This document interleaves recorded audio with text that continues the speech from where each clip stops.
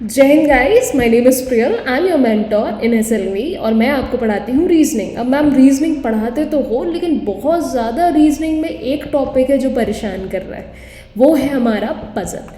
ठीक है, तो सभी बच्चों को पज़ल में आती है कठिनाइयाँ। तो आज मैं लेके आई हूँ सेशन जिसमें मैं बता रही हूँ कठिनाई पज़ल को देखते ही सॉल्व करने का रामबाण एक ट्रिक्स। ठीक है, तो सारी ट्रिक्स मैं आपको सिखाना चाहूँगी। ठीक है, तो आज की क्लास सारे बच्चे बिल्कुल आराम से समझना और थोड़ा सा पेशेंटली अपने आप को एक जगह फोकस करना। जो पॉइंट्स मैं बोल रही हूँ प्लीज़ उनको फॉलो करना। जैसे ही आप इन सारे पॉइंट्स को फॉलो करोगे, देखना आपकी पज़ल सॉल्व करने में इतना इम्प्रूवमेंट आएगा। ठीक है, कि आप प्रियल मैम की पज़ल वाली क्लास में दौड़े चले आओगे। ठीक है, so this is your class based on कि बच्चे बोलते हैं मैम पज़ल बहुत कठिन होती है, देखते ही डर लगता है, मैं टच नहीं करना चाहती। लेकिन आप सभी को पता होना चाहिए कि जो रीजनिंग होती है ना, बैंक की रीजनिंग मतलब मैम इक्वल टू पज़ल। कैसे बोल सकते हो आप ऐसा? क्योंकि मैक्सिमम मार्क्स आपके पज़ल से आते हैं, तो आप 25 मार्क्स तक पज़ल से लेके आते हो। ठीक है, तो आप सभी लोगों को पज़ल पे अपनी कमांड लेके आनी बहुत ही ज़्यादा है क्या इम्पोर्टेंट। ठीक है जी, तो आप सभी लोग तैयारी अपनी बरकरार रखो और मैं आपको बताने वाली हूँ, आज देने वाली हूँ कुछ टिप्स एंड ट्रिक्स। तो प्लीज़ इसको सुनिएगा और मेरी क्लास होती है रोज़ 3:30 बजे, तो इसे भी अटेंड करिएगा। ठीक है जी, तो आज की ट्रिक चालू करते हैं पज़ल की। ऑल राइट, सो मैम पहले बताइए तो, इंट्रोड्यूस तो करिए कि पज़ल होती क्या है। मैं तो बहुत बिगिनर हूँ, तो मैं आपको पहले बताती हूँ कि पज़ल कितने टाइप की होती है। ठीक है, तो जल्दी जल्दी सभी बच्चे सुनिएगा। ये वीडियो बिगिनर्स और जो ऑलरेडी प्रिपरेशन थोड़ी चालू कर चुके हैं, ठीक है, प्रीलिम्स भी निकाल चुके हैं उनके लिए, और मेंस फिर से देने वाले हैं उनके लिए। ठीक है जी, तो प्लीज़ सुनिएगा कान खोल के। आपके पास पज़ल कितने टाइप की होती हैं, तो ये कुछ प्रकार की पज़लें मैंने लिख दी हैं। पहली पज़ल होती है सर्कुलर पज़ल, जिसमें सर्कुलर के अरेंजमेंट में आपको रखना पड़ता है, सर्कुलर के इर्द गिर्द रखना पड़ता है। एक एक करके मैं डिस्क्राइब भी करूंगी। ठीक है, दूसरी होती है आपकी फ्लोर बेस्ड पज़ल, और इसको स्टैक बेस्ड पज़ल के टर्म्स में भी लिख देते हैं। ठीक है, तीसरी होती है आपकी floor plus flat based puzzle. चौथी होती है आपकी वेकेंट फ्लोर बेस्ड पज़ल, जिसमें आपका एक आध फ्लोर दिया रहता है, कितने फ्लोर्स वेकेंट है, मतलब वहाँ कोई व्यक्ति नहीं आया है, लेकिन वहाँ पे आपका एक फ्लैट है ज़रूर, लेकिन कोई व्यक्ति वहाँ पे आया नहीं, इस तरीके से। नेक्स्ट आती है आपकी स्क्वायर पज़ल, जिसमें आपको स्क्वायर के इर्द गिर्द रखना पड़ता है। अब स्क्वायर पज़ल से रिलेटेड भी बहुत सारी पज़ल होती हैं, जैसे आप एक पेंटागन के बाजू में भी रख सकते हैं, इस तरीके से। ठीक है, आपकी पेंटागन पज़ल भी बनती है, हेक्सागन पज़ल भी बनती है, और आपकी ट्रायंगुलर पज़ल भी बनती है। ठीक है, तो ये सारी स्क्वायर बेस्ड पज़ल के अंदर ही मैं कंसीडर करती हूँ, क्योंकि इसमें सिटिंग एट कॉर्नर वाला खेल आता है एंड सिटिंग एट एज वाला खेल आता है। ठीक है, तो बहुत सारे मल्टीपल आपके क्या बन सकते हैं, यहाँ पे पॉलीगॉन्स बन जाते हैं। ठीक है, ऑल राइट। उसके बाद आती है आपकी ब्लड रिलेशन बेस्ड पज़ल। अरे ma'am, blood relation based puzzle कैसे आती है? ब्लड रिलेशन तो हमने टॉपिक पढ़ा है, ब्लड रिलेशन तो आपने मुझे बनाना सिखाया था कभी। हाँ जी।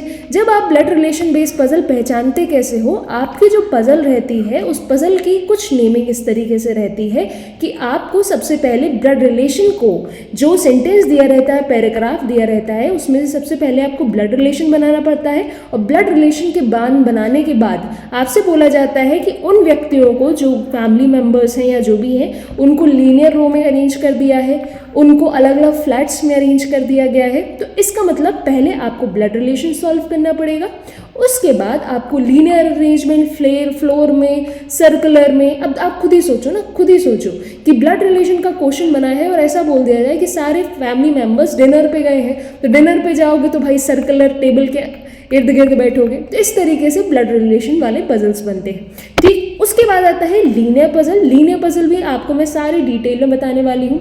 ठीक है, तो अभी बस ऊपर से इंट्रोडक्शन है, बाकी पूरी स्लाइड्स में सब कुछ बताया है मैंने। ठीक है जी, तो उसके बाद आता है एज बेस्ड पज़ल, जिसमें आपको ईयर्स दिए रहते हैं।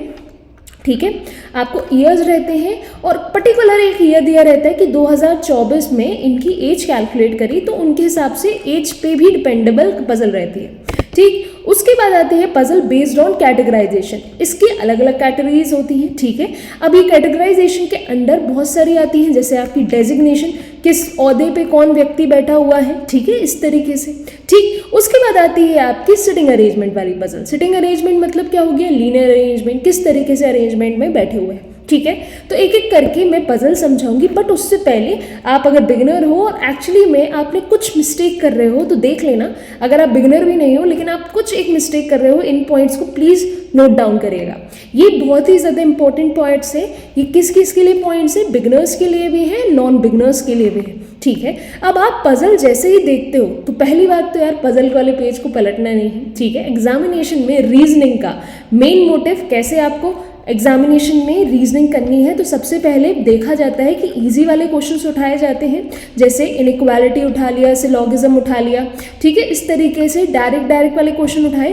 फिर मैम हम आते हैं किस पे, पजल पे, ठीक है। फिर आना चाहिए पजल पे। जैसे ही आप पजल पे आते हो ना बेटा, पजल में भी आपको बहुत सारी चीज़ें ध्यान रखनी है। पॉइंट बना के लिखे हैं क्योंकि आपको भी ध्यान रहे और मैं कुछ भूल ना जाऊँ बताने, इसलिए भी, ठीक है। जैसे यहाँ पे आप जैसे ही पजल किसी को देखते हो ना, तो पजल को सबसे पहले बहुत अच्छे से पढ़ा करो। मैम पढ़ते हैं पजल को, तो पढ़ते हैं, बहुत अच्छे से पढ़ते हैं। नहीं यार, कभी कभी क्या होता है, आप लेफ्ट को राइट पढ़ लेते हो, लेफ्ट को राइट पढ़ देते हो, क्लॉकवाइज को एंटी क्लॉकवाइज बना देते हो, ठीक है। फर्स्ट फ्लोर ग्राउंड फ्लोर का भी उल्टा बना लेते हो, है ना। तो ये सारी चीज़ें जो गलती से मिस्टेक हो जाती हैं, जैसे बोला है ए इज लेफ्ट ऑफ बी, ठीक है। एक लीनियर अरेंजमेंट में ए लेफ्ट में है बी के, आप धोखे से अगर यहाँ पे ए और बी दोनों नॉर्थ की तरफ देख रहे हैं तो ए लेफ्ट ऑफ बी बनाने की जगह आप कैसे बनाते हो, ए लेफ्ट ऑफ बी बनाने की जगह आप इस तरीके से बना देते हो, ए लेफ्ट ऑफ बी, है ना। तो गलती हो जाती है।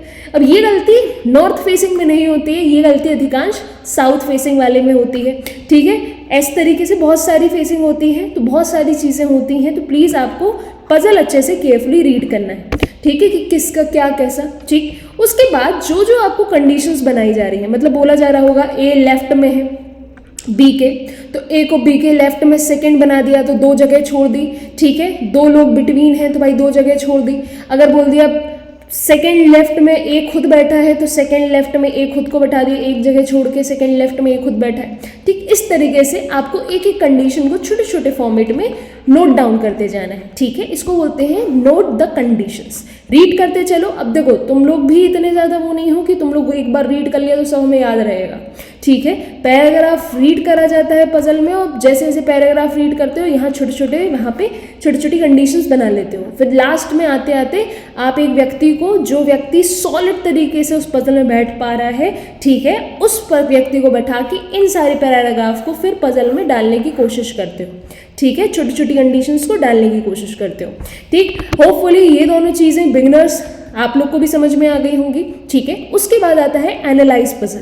जब आपने पजल बनाई, ठीक है, अब बना तो ली है मैम, बना तो ली है, बन गई है। अब तुम्हें अलग अलग प्रकार की पजल्स बनाने में अलग अलग फीलिंग आएंगी। कैसी फीलिंग आएंगी, आपने सपोज सर्कुलर कोई पजल बनाई। अब सर्कुलर में आपने सपोज सारे लोगों को अंदर देखते हुए, केंद्र की ओर देखते हुए बनाया, तो आपको थोड़ा ईजी फीलिंग आई होगी। लेकिन जैसे ही आपने सर्कुलर में कुछ लोग अंदर देख रहे हैं, कुछ लोग बाहर देख रहे हैं, कुछ अंदर देख रहे हैं, कुछ बाहर देख रहे हैं, तो ये कुछ केंद्र की तरफ देख रहे हैं, कुछ बाहर की तरफ देख रहे हैं, तो इसको देखने के बाद कैसी फीलिंग आती है, अरे ये टफ है, समय ले रहा है, ठीक है। तो अपने आप आपको जज करना है कि कौन सी पजल आपके लिए इजी बनती है, कौन सी पजल आपके लिए टफ रहती है। जैसे अगर आप फ्लोर बेस पजल को देखो तो फ्लोर बेस में आप सिंपली गिनती करके फ्लोर बेस निकालते हो, वो भी मैं आपको ट्रिक बताऊंगी कि कैसे आप फ्लोर बेस पजल जल्दी बनाते हो। लेकिन अगर धोखे से फ्लोर में एक आध फ्लोर खाली बस रह जाए, वेकेंट बस रह जाए, तो भाई वो आपके लिए टफ बन जाएगी। तो आपको एनालाइज करना है कि आपके लिए, अब बहुत सारे बच्चे ऐसे भी हो सकते हैं जिनके लिए ये वाली चीज़ ईजी हो जाएगी, पता नहीं, क्योंकि भाई कभी कभी कमांड इतनी स्ट्रांग हो जाती है कि कभी कभी मैम हमें ये भी इजी लगने लगता है। तो आप पर्टिकुलर व्यक्ति के हिसाब से इजी और टफ आप खुद ही डिसाइड करो कि आपके लिए कौन है इजी, कौन है आपके लिए टफ, ठीक है। जैसे ही आपने डिसाइड किया, फिर पहले कोशिश करोगे मैम जो इजी पजल है ना, उनको 100% एक्यूरेसी के साथ परफेक्शन की तरफ लेके जाओ। कैसे परफेक्शन की तरफ लेके जाओ, कि जैसे आपने देखा कि यार ये वाली सर्कुलर पजल हो गई, स्क्वायर बेस पजल हो गई, जिनमें सभी लोग एक ही तरफ देख रहे हैं, ठीक है। इस तरीके से मैम लीनियर पजल हो गई, ये हमारी क्या है मैम, ये इजी है, ठीक है। तो इजी को भी यार 100% आपका आंसर 100% करेक्ट आ रहा है और जल्दी आ रहा है, तो मतलब क्या करना है, सबसे पहले आपको इन लोगों को बहुत स्ट्रॉन्ग बना देना है, इनको अपना स्ट्रॉन्ग पॉइंट बनाना है। क्यों स्ट्रॉन्ग बनाना है और कैसे बनाना है, तो स्ट्रॉन्ग पॉइंट बनाना है इनके बल्क में क्वेश्चंस करने के बाद, ठीक है। इनके क्वेश्चंस बहुत सारे करते चलो, ठीक है। इनको परफेक्शन की तरफ लेके जाओ। परफेक्शन मतलब देखते ही से आप इतनी जल्द में क्विकली बना लोगे और इतना कम समय लेके और बिल्कुल एक्यूरेट बनाना है, तो ईजी वालों को सबसे पहले एक्यूरेट कर लो, ठीक है। तो सबसे पहले टास्क क्या है मैम कि ईजी कर ले, हम इजी वाली जो पजल आ रही है उनको परफेक्शन की तरफ ले जाएं। अब मैम इजी वाली तो हमसे बनने लगी, अब आओगे भाई प्रैक्टिस करना डिफिकल्ट पजल, ठीक है। Practice difficult to easy, difficult to easy मतलब प्रैक्टिस करो अब डिफिकल्ट पजल जिसमें वो आपके लिए अब कन्वर्ट होती जाए समय के साथ, कौन सी पजल में, इजी में। क्योंकि भाई जितनी आप डिफिकल्ट पजल करोगे, पजल का एक थंब रूल होता है जो सभी एक्चुअली में जिनने भी एग्जामिनेशन क्रैक किया है उनको सभी को पता होगा आज की डेट में, कि पजल ऐसी चीज़ होती है बनाते बनाते इजी कब हो जाती है समझ में नहीं आता है, क्योंकि मैम उसकी रूह हमारे अंदर बैठ जाती है, लैंग्वेज समझ में आने लगती है, हमें नेक्स्ट लाइन भी पता चलने लगती है कि नेक्स्ट लाइन में दिया क्या होगा, ठीक है। तो पजल का मेन फंडा ये होता है कि पजल को जितना प्रैक्टिस करोगे, जितनी डिफिकल्ट पजल को आप बनाओगे, वो समय के साथ उतनी इजी होती चली जाएगी। खुद ही सोचो, जिस दिन तुमने मेरे साथ पहली पजल बनाई थी तुम एक बिगिनर थे, और आज तुम मेरे साथ लगातार पजल बना रहे हो, तो तुम्हारे लिए सारी चीज़ें ईजी होती जा रही हैं कि नहीं, है ना। तो ये एक्चुअली में पजल का बहुत ही सुंदर सा वो है। पजल के साथ ये कहावत उपकी जाती है कि करत करत अभ्यास सारी चीज़ें आपकी क्या होती हैं, बिल्कुल इजी चली जाती है, ठीक। अब मैम ठीक है, डिफिकल्ट टू इजी हम भी कर लेंगे, कोशिश हम बिल्कुल करेंगे, उसका भी मैं तरीका बताऊंगी, अभी बस इतने पे रखो, इसके बाद तरीका लगाऊंगी।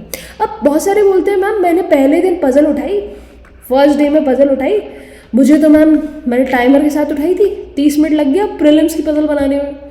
मैं बोल रही हूँ क्या, सबसे पहले अपने ये दो टास्क करो, इजी पजल को इतना बनाओ कि वो परफेक्शन पे चली जाए, और डिफिकल्ट पजल को इतना बनाने की कोशिश करो कि वो इजी लेवल पे आपकी पहुंच जाए। जैसे ही आप ये दोनों टास्क करोगे, फिर उसके बाद टाइमर लगा के करना चालू करो, क्योंकि टाइमर अगर पहले लगा दोगे, लर्निंग फेज में अगर आप टाइमर लगाते हो किसी भी सब्जेक्ट में, अगर आप लर्निंग फेज पे टाइमर लगा के सॉल्व करते हो, तो डेफिनेटली ये आपको स्ट्रेस देता है, ठीक है। लेकिन जब आपने चीज़ें लर्न कर ली, ठीक है, कमांड गेन कर ली, उसके बाद अगर आप टाइमर लगाते हो तो ये फिर आपकी स्पीड बढ़ाता है, स्पीड बढ़ा देता है, ठीक है। तो स्पीड बढ़ाने के लिए टाइमर हमेशा पहले लर्न करो, फिर उसके बाद टाइमर लगाओ, ठीक है। उसके बाद आपने जैसे ये सारी चीज़ें करी, उसके बाद भाई अटेम्प्ट करो मॉक, क्लियर है। ये लास्ट प्रोसेस होनी चाहिए मॉक अटेम्प्ट करने की, ठीक है। अब मॉक अटेम्प्ट करने का भी फायदा आपको मिलेगा कैसे, क्योंकि मैम ऐसा होगा कि मॉक में आती है मिक्स में पजल, कैसे में, मिक्स में, और मॉक मैम हम दोनों के करेंगे, किसके, प्री के भी करेंगे प्लस हम मेंस के भी करेंगे, ठीक है। तो हमारी तो ऑलरेडी प्रैक्टिस हो चुकी है। अब ये वाली जो 2 सेंटेंस है ना आप लोगों के, ये मैं आपको थोड़ा सा एक चार्ट के थ्रू समझाऊंगी इसमें कि कैसे आप लोग प्रिपरेशन करोगे, ठीक है। तो आप फिर उसके बाद लास्ट में मॉक करना चालू करोगे। जैसे मॉक करोगे तो आपके प्रीलिम्स और मेंस के पजल्स होते चले जाएंगे, और जितने ज़्यादा वैरायटी ऑफ पजल्स करोगे उतनी कमांड और उतना कम टाइम लगेगा, ठीक है।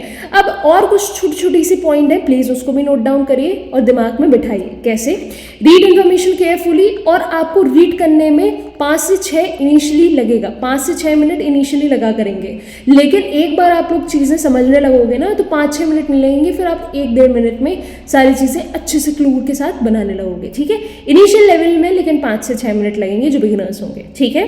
अब जो जो क्लूज है, मतलब जो जो कंडीशंस है, आपको डायरेक्ट कंडीशन भी लिखनी है, जो मैंने बोला ना डायरेक्टली ए बी के लेफ्ट में है, लेकिन कुछ इनडायरेक्ट कंडीशन भी होंगी। क्या इनडायरेक्ट कंडीशन होंगी, द वन, ऐसा लिखा रहता है पजल में, the one who is left of B, जो व्यक्ति बी के लेफ्ट में है, is immediate neighbour of C, immediate neighbour of C. तो मतलब आपको खुद ही जज करना है कि हु कौन है, यहाँ पे ए है, वो ए किसका नेबर है, सी का, मतलब मैम सी यहाँ बैठेगा। समझ में आया, इनको बोलते हैं इनडायरेक्ट इन्फॉर्मेशंस, ठीक है। तो आपको सारी इनडायरेक्ट इन्फॉर्मेशंस को भी आपको एकत्रित करना है कि द वन कौन है, यहाँ पे पूरी पजल में आपको द वन करके दिया जाएगा, ठीक है, तो ये चीज़ भी ध्यान रखनी है।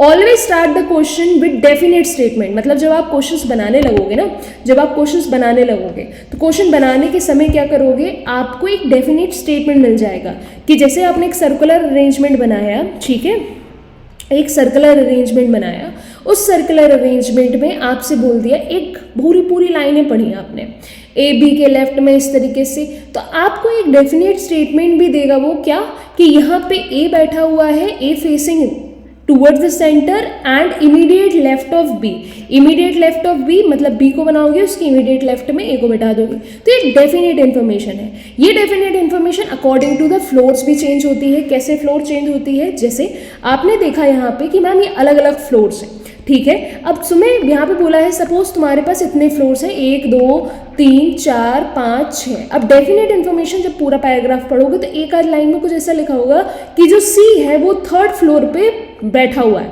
तो ये तुम्हारी डेफिनेट इन्फॉर्मेशन है, पक्की इन्फॉर्मेशन जिसको बोलते हो, ठीक है, तो वहां पे आप सबसे पहले उसको रख दोगे, ठीक। फिर उसके बाद देखोगे कि पॉजिटिव स्टेटमेंट क्या है। पॉजिटिव स्टेटमेंट का मतलब होता है कि सबसे पहले आप देखोगे कि कौन किसके बाजू में बैठा है, तो इसको बोलेंगे, जैसे हम लैंग्वेज में ही बताते हैं, आपसे बोला जाएगा जो सी है, सी के एडजेसेंट या फिर इमीडिएट नेबर कौन है, बी है, तो सी का इमीडिएट नेबर बी यहाँ भी हो सकता है, या फिर इसी सी का इमीडिएट नेबर बी यहाँ भी हो सकता है। लेकिन एक नेगेटिव स्टेटमेंट भी होगा, क्या बोला जाएगा, सी के बाजू में कभी भी ए नहीं बैठ सकता, तो तुम्हारे पास ये बातचीत जो थी ना, ए नहीं बैठ सकता, इसको तुम बाद में तवज्जो दोगे, ठीक है, कि मैम यहाँ पे अगर हम देखेंगे तो कभी यहाँ पे ए नहीं बैठ पाएगा, ना ही ए बैठ पाएगा। सबसे पहले आपको पॉजिटिव सेंटिमेंट बनाने हैं, फिर उसके बाद कौन नहीं हो पा रहा है, नहीं बैठ पा रहा है, हर जगह पे एक नहीं वाली कंडीशन रहेगी, और ये हमेशा नहीं वाली कंडीशन आपको कहाँ मिलेगी, जब आपको केस एलिमिनेट करने रहेंगे। जैसे ये 2 कंडीशन है ना, तो हमेशा नेगेटिव वाली कंडीशन आप बाद में बनाओगे, क्योंकि एंड में केस एलिमिनेट किए जाते हैं और वहाँ पे यूज होगी। क्लियर है। अब आपको बताना है check whether the same word is repeated more than one, ठीक है, जो सेम वर्ड, जैसे आपने पूरी पजल रीड करी, आपको पूरी पजल में, सर्कुलर पजल में ही बोल दिया कि ए कहाँ है, लेफ्ट में है किसके, बी के, ठीक, आपने 2 लोगों को जैसे तैसे बिठा दिया। अब उसके बाद तीसरे चौथे एलिमेंट आने लगेंगे, C is left of D, E is facing F, है ना, इस तरीके से, है ना, इस तरीके से बहुत सारे स्टेटमेंट आने लगेंगे। लेकिन जिनको आपने बिठा दिया है ना, उन्हीं लोगों को आपको ढूंढना है, उन्हीं लोगों को आपको उस पजल में ढूंढना है, ए को ढूंढो या बी को ढूंढो। अब यहाँ पे नेक्स्ट लाइन में ढूंढते जाना है कि ए का इमीडिएट अपोजिट व्यक्ति, सॉरी ए से अपोजिट व्यक्ति कौन बैठा हुआ है, ई बैठा हुआ है, ए के अपोजिट व्यक्ति कौन बैठा हुआ है, ई बैठा हुआ है, तो आप उसी ए को ढूंढोगे। इसका मतलब क्या हुआ, जिस व्यक्ति को आपने सेम वर्ड मतलब यहाँ पे जो भी एलिमेंट आपने सबसे पहले प्लेस किए हैं, उन्हीं एलिमेंट्स को ढूंढ के आपके उन्हीं से रिलेटेबल स्टेटमेंट ढूंढ के आप उनको पोस्ट करोगे। ये नहीं कि ऐरे गहरे जिनमें आपको कोई रिलेशन नहीं है इन दोनों से, उनको रख दिया, रखते ही नहीं बनेगा, ठीक है, तो उस इन ए बी से रिलेटेड स्टेटमेंट ढूंढोगे, ठीक, तो हमने ढूंढ लिया, मिल जाएगा और आपने रख दिया, ठीक। जैसे ही आपके 2 केसेस बनेंगे, टेक 2 केसेस और मोर देन 3 पॉसिबल, जैसे आपके केसेस बनते हैं, बहुत सारे बच्चों से गलती होती है और ये करते हैं क्या कि मैम हमारे 2 केसेस बन रहे थे, तो 2 केसेस में हमने पहले एक ही केस में पूरा सब कुछ बना लिया और फिर मैम देखा तो फेल हो गया। अब देखो, जब तुमने ये सब किया ना, एक फेस बनाया और फेल हो गए, तो अब तुम फिर से शुरू से पूरी कहानी पढ़ोगे, तो बेटर है संग में दोनों केसेस बनाते जाओ, और जैसे ही सब केसेस बनेंगे तो सब केसेस भी बनाते जाओ, ठीक है। सब केसेस का भी एक ब्यूटी होती है कि सब केसेस हमेशा दूसरी तीसरी लाइन में एलिमिनेट हो जाते हैं, ठीक है, तो ये आपको भी समझना है कि सब केस भी हमारी हमेशा दूसरी तीसरी लाइन में एलिमिनेट हो जाएंगे, क्योंकि एग्जामिनर खुद नहीं चाहेगा कि तुम सब केस 4-5 सब केस लेके घूमो पूरे उसमें, ठीक है, वो खुद चाहेगा कि उसको भी एक डिमांड रहेगी कि यार इतने समय में हमें पजल करवानी है ना। ये सब बातचीत क्लियर है। अब आपको थोड़ी और बातचीत हम बताते हैं, कैसी, पहले मैं आपको बताऊंगी कि यहाँ पे कैसे कैसे आप जैसे मैं आपको 2 महीनों की तैयारी बताती हूँ। जैसे पहले महीने की पहले वीक की, ठीक है, पहले वीक में कितने दिन होते हैं, 7 डेज, ठीक है। इस तरीके से दूसरा वीक, तीसरा वीक, चौथा वीक, पांचवा वीक, छठा वीक, सातवां वीक, आठवां वीक, इस तरीके से 8 वीक्स में मैं आपको बताऊंगी कि आपको पजल रिलेटेड क्या क्या टास्क करने हैं और हर एक पजल के लिए आपको कितना मिनिमम टाइम देना है, ठीक है, maximum time, sorry not minimum, maximum time कितना देना है, ठीक है। तो ये चार्ट के लिए आपको थोड़ा सा वीडियो में इंतजार करना पड़ेगा, ये बहुत इंपॉर्टेंट चार्ट रहेगा गाइस। सबसे पहले मैं थोड़ा सा इनके अंदाज भी दे देती हूँ कि प्रीलिम्स मेंस में किस पैटर्न पे आपको किस टॉपिक से कैसे पजल्स बनते हैं, ठीक है। तो इस चार्ट में हम थोड़ा सा रुक के आते हैं, ठीक। जैसे आपने देखा, सबसे पहले मैं थोड़ा इलैबोरेट करती हूँ सर्कुलर पजल कितने तरीके से होते हैं, तो जल्दी से सभी लोग समझ लेना। सर्कुलर पजल 2 प्रकार से, इस सबसे ईजी वाले होते हैं जिसमें कुछ लोग, अब कितने भी लोग, 8 लोग बैठे हैं, 9 लोग, तो सब लोग सेंटर की ओर देख रहे हैं, केंद्र की ओर, तो ये इजी पैटर्न पे जाता है, ठीक है, इजी पैटर्न पे जाता है। सब लोग बाहर की ओर देख रहे हैं, सब लोग बाहर की ओर देख रहे हैं, तो ये भी आपका कहीं ना कहीं इजी जाता है, ठीक है।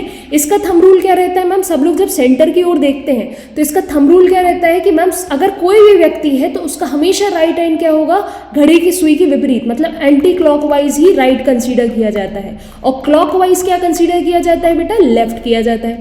इतनी बात चीज सबको क्लियर हो गई, हाँ जी, ये इसका थंब रूल। सेकेंड, सब लोग जब बाहर देखें, केंद्र से बाहर देखें, तो बाहर देखने में ऐसा सोचना कि भाई घड़ी ही चल रही है, घड़ी जो होती है ना, जिसको राइट जाना हो तो घड़ी राइट मतलब क्लॉकवाइज, तो क्लॉकवाइज कंसीडर एज राइट, ठीक है, और anti clockwise consider as left, ठीक है। तो ये आप बाहर वाले को सबसे स्मूथ रखना, क्योंकि बाहर में घड़ी की तरफ ही राइट लेफ्ट होता है, लेकिन अंदर देखने वाले लोगों के लिए घड़ी के विपरीत हो जाता है, मतलब राइट हमेशा एंटी क्लॉक होगा, लेफ्ट हमेशा इस तरफ कहलाएगा, ठीक। अब तीसरी पजल आती है जिसको बच्चे बोलते हैं मैम थोड़ी सी डिफिकल्ट जाती है। क्यों जाती है, क्योंकि उसमें कहीं भी रैंडमली आपसे बोल दिया रहता है, कुछ लोग अंदर देख रहे हैं, कुछ लोग बाहर देख रहे हैं, कुछ लोग अंदर देख रहे हैं, कुछ लोग बाहर देख रहे हैं, इस तरीके से, ठीक है। तो इसमें भी आपको याद रखना है कि यहाँ पे अगर 1-2 की तो डेफिनेट प्लेस ढूंढनी है कि 1-2, जब आपने पूरा पैराग्राफ पढ़ा ना, उस पूरे पैराग्राफ में आपको वो ढूंढना है कि कहाँ पे एक डेफिनेट आपको चीज दी गई है। डेफिनेट मतलब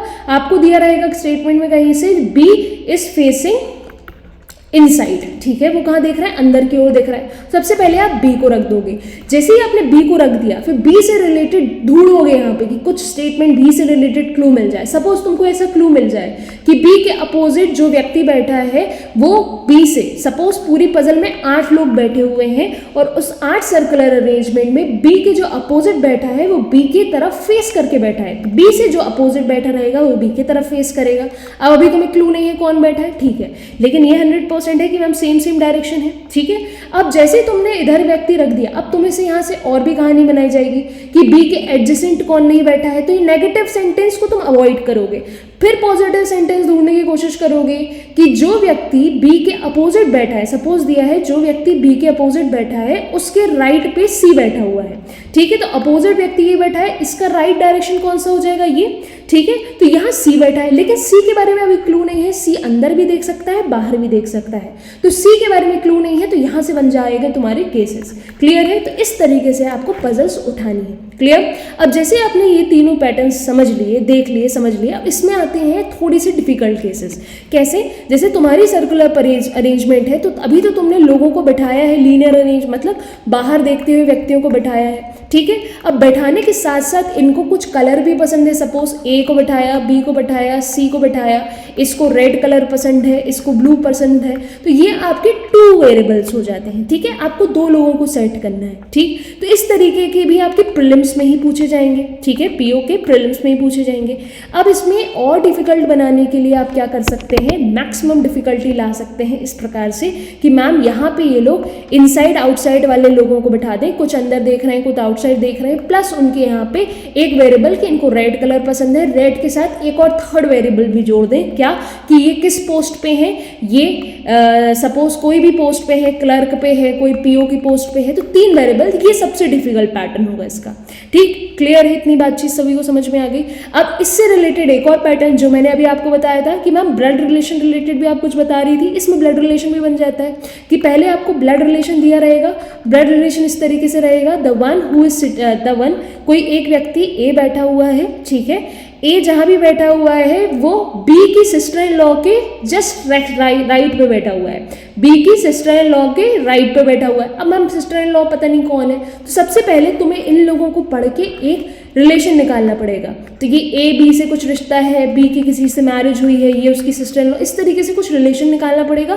फिर जैसे ही आपका रिलेशन निकलेगा फिर तुम यहाँ पे अरेंजमेंट करके इनको यहाँ बिठाओगे, ठीक है। तो यही कुल मिला के आपके पैटर्न्स होते हैं सर्कुलर रिलेशन के। समझ में आ गया सभी को, ठीक। उसके बाद आपकी आती है floor based puzzle. Floor based puzzle में सिंपली आपको पहले फ्लोर की नंबरिंग इतना ध्यान रखना है कि 1 2 3 4 दिया है, ठीक है, ये ठीक है, लेकिन कभी भी फ्लोर बेस्ड पजल में पहले नंबरिंग नहीं बनाते, पहले लोगों को बैठाते हैं। जैसे दिया जाएगा ए और बी के बीच में 2 लोग बैठे हैं, तो ओ और बी के बीच में 2 लोग इस तरीके से बैठ सकते हैं या फिर इस तरीके से बैठ सकते हैं, ठीक। फिर उसके बाद बी से 2 फ्लोर ऊपर, ठीक है, कौन बैठा है, सी बैठा है, तो पहला फ्लोर ऊपर, दूसरा फ्लोर ऊपर, सी बैठा है, यहाँ पे भी सी बैठे आएगा, ठीक। इस तरीके से आप पूरी चीज़ें बनाओगे। फिर आप संग संग में जैसे आपकी 7 फ्लोर की पजल, ठीक है, तो गिनते भी चलोगे 1 2 3 4 5 6, तो मैम एक जो व्यक्ति आ सकती है पजल यहाँ आ सकती है या फिर ये आ सकती है, इन दोनों में से कोई एक आ सकती है, लेकिन बोलेगा कि ए के नीचे कोई नहीं बैठ रहा, तो भाई ये 7 लोग हो गए, कंप्लीट हो गई, तो भाई गिनती हो गई। तो हमेशा गिनती कर करके फ्लोर बेस पजल की जाती है, क्लियर है। उसके बाद फ्लोर बेस में भी क्या होता है, डेजिग्नेशन लगा देते हैं कि कौन किसको क्या पसंद है, तो वेरिएबल आपको जोड़ते बन जाने चाहिए। ये कि किसी को रेड पसंद है, किसी को, जितने वेरिएबल जोड़ते जाएंगे उनको भी जमाना पड़ेगा, तो भाई उस हिसाब से आपको क्या होगा कि डिफिकल्टी उस हिसाब से थोड़ी थोड़ी बढ़ती जाएगी। लेकिन जब आप ईजी वाले को सबसे पहले कमांड पे ले आओगे तो ये वाली चीज़ें फिक्स करना उतना ज़्यादा कठिन नहीं होगा, क्लियर। अब मैम फ्लोर और स्टैक का मतलब ही सेम होता है कि स्टैक एक के ऊपर एक रखे हुए हैं, ठीक है, एक के ऊपर, तो इनको एक सा ही कंसीडर करना, ठीक। उसके बाद आता है फ्लोर और फ्लैट बेस पजल। अब इसमें थोड़ा सा बच्चे चकरा जाते हैं, कैसे। फ्लोर और फ्लैट बेस पजल है कि भाई तुम्हारे पास, तुम लोग सभी लोग किसी ना किसी बिल्डिंग में कभी ना कभी तो घुसे होगे, ठीक है। तो उसमें क्या होता है कि जैसे आपकी 2 फ्लोर की कोई बिल्डिंग है, 2 फ्लोर की कोई बिल्डिंग है, 2 फ्लोर की बिल्डिंग में आपको बोला है कि ये आपका कौन सा फ्लोर है, फर्स्ट फ्लोर, ठीक है, ये आपका सेकेंड फ्लोर है, ठीक है। हर फ्लोर में कितने फ्लैट है, फ्लैट 3 है, तो फ्लैट नंबर 1 हो गया, फ्लैट नंबर 2 हो गया, फ्लैट नंबर 3 रह गया। अब इसमें जान पूछ के 3 लाइनों में यही डिस्क्राइब होगा कि जो फ्लैट नंबर 2 है, जो आपका फ्लैट नंबर 2 है वो एडजेसेंट है फ्लैट नंबर 1 के, इस तरीके से फ्लैट नंबर 2 के राइट पे फ्लैट नंबर 3 है, लेफ्ट में फ्लैट नंबर 1 है, ठीक है। और ये आपके फ्लोर 1 से फ्लोर ऊपर अपर है, ठीक है, तो ये डिस्क्राइब करेगा और अधिकांश इसी पैटर्न में रहेगा, ठीक। फिर लोगों को तुम बैठाना चाहोगे, इसमें भी धूल होगी भाई फाइनाइट की। आपको सबसे पहले बोला जाएगा कि मैम जो आपका क्या है, सपोज कोई क्यू को बैठाया, क्यू जो आपका बैठ रहा है वो फर्स्ट फ्लोर पे बैठ रहा है, लेकिन उसकी राइट पे कोई नहीं बैठ सकता। तो फर्स्ट फ्लोर पे बैठने की 3 कंडीशन, और उसके राइट पे कोई नहीं बैठ सकता, मतलब वो खुद यहाँ बैठा होगा, इसके राइट पे कोई भी और नहीं बैठ सकता, क्लियर। तो ये डेफिनेट कंडीशंस। इस तरीके से फ्लोर से हॉरिजॉन्टली, मतलब सॉरी डायगनली कोई बैठा हुआ है तो डायगनल समझोगे, इस तरीके से आप समझते जाओगे। तो आप इधर सपोज आपने पूरे लोगों को सेट कर लिया PQR। अब बहुत सारे बच्चों से गलती यहाँ पे क्या होगी, रीड करने में गलती क्या होगी, जब वो फ्लैट रीड करेंगे ना, धोखे से फ्लैट को फ्लोर समझ लेंगे, ठीक है। फ्लोर रीड करेंगे तो फ्लैट समझ लेंगे, तो फ्लैट फ्लोट में थोड़ा सा तुमको अंतर समझने आना चाहिए, वो तुम प्रैक्टिस के साथ लेके आ जाओगे, ठीक। अब उसमें वेरिएबल भी आ जाएंगे कि यार जो क्यू है इनका प्रोफेशन भी है, प्रोफेशन भी जोड़ देंगे कि यार ये कौन सा प्रोफेशन पे है, ये कौन सा प्रोफेशन में है, ये इंजीनियर है, ये टीचर है, ठीक है। तो इनके प्रोफेशन जोड़ते जाएंगे, तो डिफिकल्ट बनाएंगे, और डिफिकल्ट बनाने के लिए भाई फ्लोर और बढ़ाते जाएंगे, फ्लैट्स और बढ़ाते जाएंगे, तो इस तरीके से कुछ कुछ बातें करते जाएंगे, इस तरीके से तुम्हारे पजल्स बनती जाएंगी, क्लियर। उसके बाद आते हैं vacant floor based puzzle. Vacant floor based puzzle थोड़ी सी डिफिकल्ट जाती है, क्यों, क्योंकि यहाँ पे ऐसा दिया रहता है कि सपोज आपसे बोला जाए कि यहाँ आपके पास 8 फ्लोर का कोई बिल्डिंग है, 8 फ्लोर की कोई बिल्डिंग है, जिसमें से 5 फ्लोर आपके क्या है, फील्ड है, मतलब ऑलरेडी ऑक्यूपाइड है बाय सम पीपल, लेकिन 3 क्या है, वेकेंट है, ठीक है। तो अब तुम्हें नहीं पता चलेगा भाई कि कौन से वाले वेकेंट है, कौन से वाले फील्ड, ठीक है। तो तुम्हारा दिमाग कैसे चलाना पड़ेगा, यहाँ पे तुम्हें इस तरीके से चलाना पड़ेगा कि मैम यहाँ ह्यूमन गिनने पड़ेंगे, कैसे, जैसे आपसे टर्मिनोलॉजी ऐसी बोल दी जाए कि जो ए बैठा है उसके ऊपर एक ही व्यक्ति बैठ सकता है, उसके ऊपर एक ही व्यक्ति बैठा है, व्यक्ति, person is only 1 person is above of as floor, ठीक है। तो अब आप यहाँ पे 3 केस बना पाओ, कैसे, मैम अगर हमने ए को यहाँ बना दिया तो वो व्यक्ति यहाँ बैठेगा, हम बोलेंगे ठीक है बैठ जाएगा।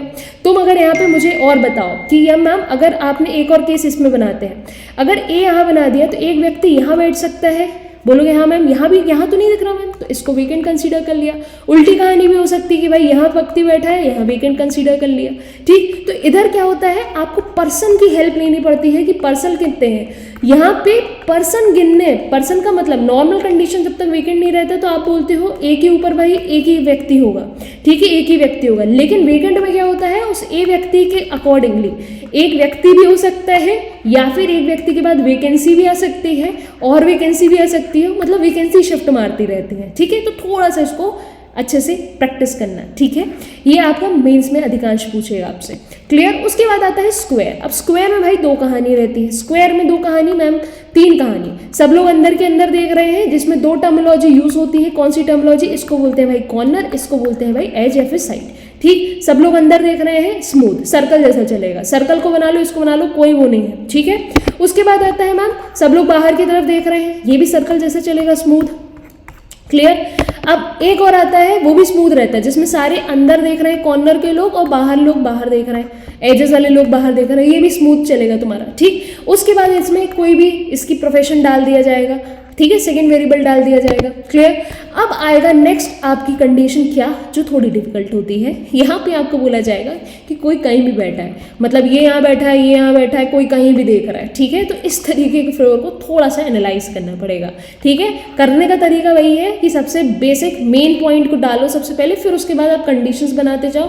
जितनी कंडीशन बनेंगी उतनी कंडीशंस बनानी, ठीक है, कंडीशंस को रोकना नहीं। क्लियर है गाइस, समझ में आ गया, क्लियर। तो ये आपके स्क्वायर बेस्ड पजल्स कुछ होते हैं। अब स्क्वायर बेस्ड पजल में भी मैंने आपको बताया था, स्क्वायर के अलावा आप पॉलीगॉन्स भी ले सकते हो, कि ट्राइंगल है, कोई ट्राइंगल की एज है, उस पे लोग जो बैठे हैं वो सेंटर की ओर देख रहे हैं, इस तरीके से जो बैठे हैं वो बाहर देख रहे हैं। कभी कभी लोग पेंटागन भी डाल देते हैं, तो मतलब इतना हेक्सागन पेंटागन में इतना ज़्यादा डिफिकल्टी नहीं आती, आपको एज और इन सब में ही उतनी ही डिफिकल्टी है जितनी इसमें, क्लियर, उतना ज़्यादा लोड नहीं है, ठीक।